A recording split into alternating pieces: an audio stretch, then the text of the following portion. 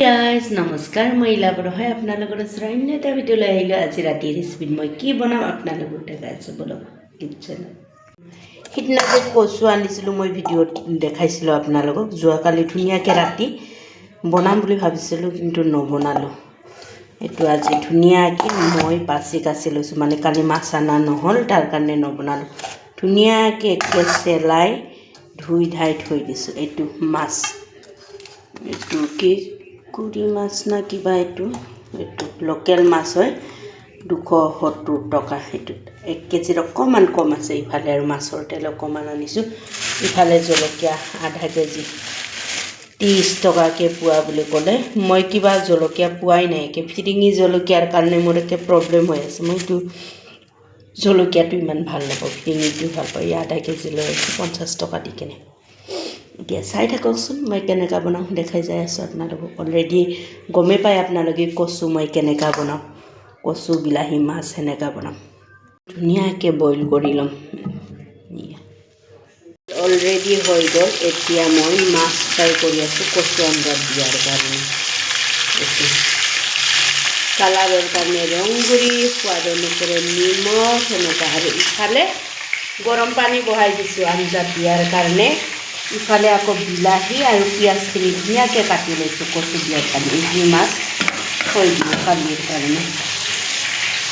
মাছ মই বেছি কাঢ়াকৈ নাভাজোঁ অলৰেডি মাছ ফ্ৰাই হৈ গ'ল কচু আঞ্জাত দিয়াৰ কাৰণে হাফ ফ্ৰাই কৰি লৈছোঁ মাছ ফ্ৰাই হোৱাৰ লগে লগে দি দিছোঁ পিঁয়াজখিনি গোল্ডেন কালাৰ হোৱাৰ লগে ভাজি ল'ম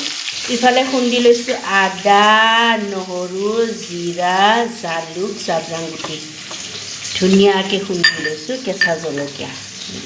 কচু আঞ্জাত দিয়াৰ কাৰণে পিঁয়াজখিনি ধুনীয়াকৈ গোল্ডেন কালাৰ হোৱাৰ পিছত এতিয়া ভাজি ল'ম বিলাহীখিনি তাৰপিছত দিম কচুখিনি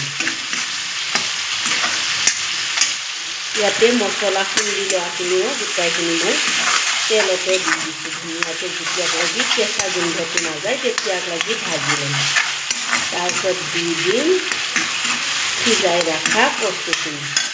মছলাখিনি ধুনীয়াকৈ ভাজা খোৱা হ'ল তাৰপিছত বিলাহীখিনিও ধুনীয়াকৈ সিজিছে